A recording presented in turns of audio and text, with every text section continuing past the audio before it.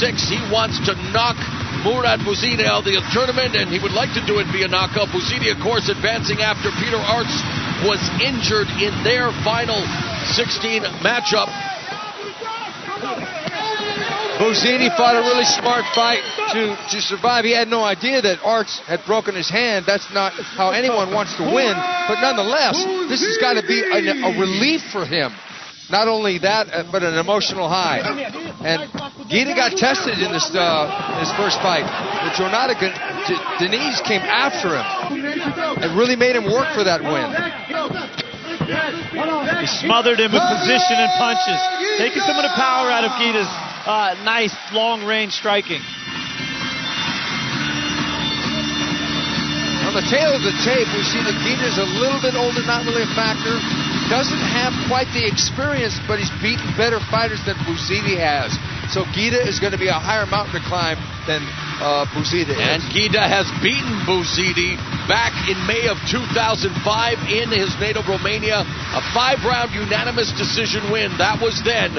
This is now Ghita versus Bouzidi 2 about to take place in this, the last quarterfinal matchup of the Glory Heavyweight Grand Slam Tournament. Ladies and gentlemen, introducing the first fighter fighting out of the blue corner. Make some noise for Daniel Ghita!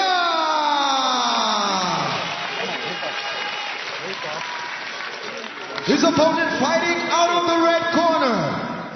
Make some noise for Mourad Bouzidi!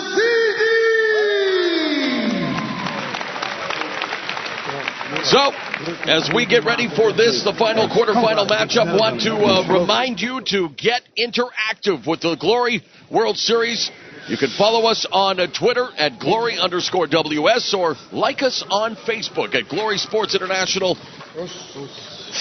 Revolutionizing the sport of kickboxing. Some great action already in the books and lots more to come as this fight will produce the final participant in the semifinals, the winner to meet Jamal Ben Sadiq, with the other Final Four matchup pitting Sami Schild, the tournament favorite, against the number 2 seed, Gokhan Saki, in what should be a battle for the ages. No elbows, no clinching in the lower back. After make the man break, stop, okay? This is a good fight. Yes. It's fights like this where the tough get going, because these guys have put up with a lot already. The bell and round at number 1. Bouzidi attacking the leg with the inside low kick. Using the jab, backing Ghita up effectively. Bouzidi has got to do more of that and get Ghita moving back. That's simple. It's simple to say. It's not always easy to execute. No. We know what you're talking about, Fight Professor. That would be the game plan. If he hangs back, he's not going to win this. Downstairs inside, and really just working on the lead leg of Ghita is Mourad Bouzidi. Fast start for the youngster, although he gets tagged with that punch.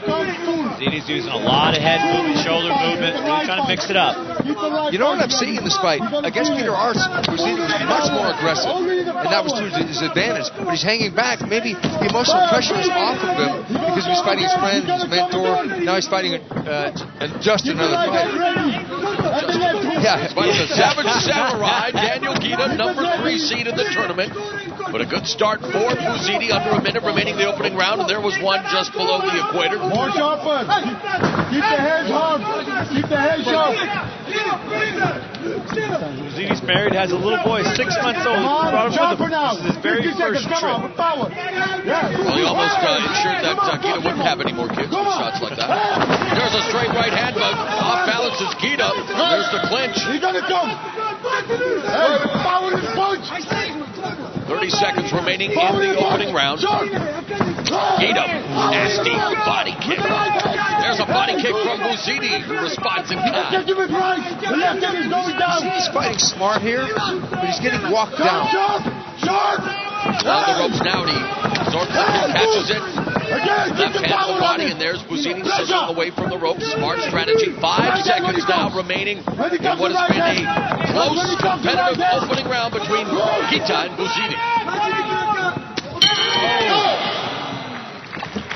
First round, I got to say that Bouzidi was fighting smart, but I have to say that maybe Ghita did the more damage.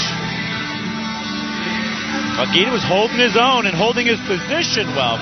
Slowly walk him down, like you were saying, Steven. I don't know who landed the better blows here. Bouzidi on the body, but, Ghita getting some nice headshots in, uppercuts, body shots. Tough round to call, in my opinion. Who are you going to take in this one? I'm thinking maybe a split, and look what we have. Okay. We got a split. We got a game. Wow. We have Daniel Ghita. Yeah, 3-2. 3-2. Very close and really indicative of the kind of round it was. These judges are really on the ball. They really are. Which is nice to say. Because so many combat times. sports, yes, you're right. We're not usually saying that. No. Or at least the judges agree with us. Second round's underway in a big round here for Bouzidi. Despite his efforts in the opening round, he needs to even it in this frame in order to press the action to the third round. Nice exchange here. Bouzidi coming forward, but eating a left and right from the Ghita. Ghita goes downstairs to the body with a couple of right hands. Misses with the left high kick.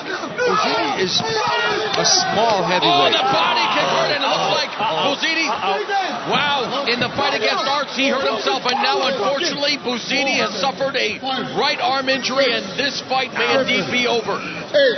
Unfortunately, it has ended for Mourad Bouzidi, suffering a freak injury here, and unfortunately, his tournament comes to an end via injury. Daniel Ghita will advance to the semifinals, and again, not the way he would have liked, but medical attention now being given to Mourad Bouzidi. Oh, he's hurt. We talked about how hard it is just to win one of these fights. You got to win 4 of these to win this thing. He hurt his. He hurt it throwing a punch.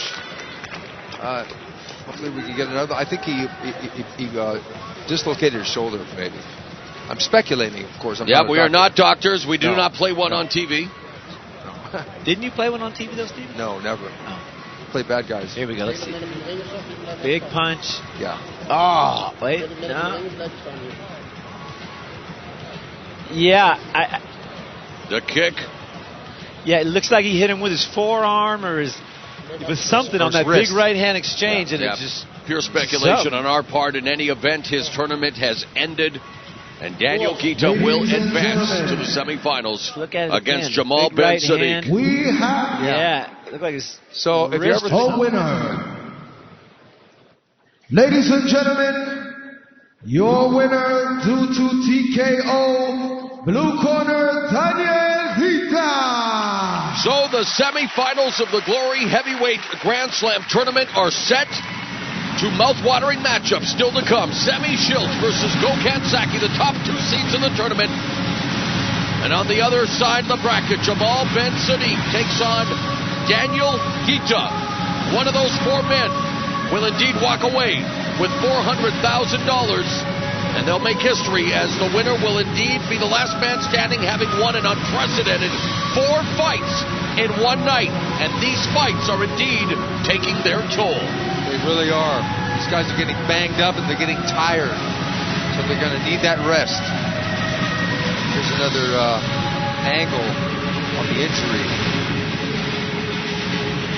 And you mentioned getting some rest. That's indeed what's going to be the case, because we are going to now bring you very shortly our first super fight of the night to give these athletes an opportunity for some respite, an opportunity to mentally prepare.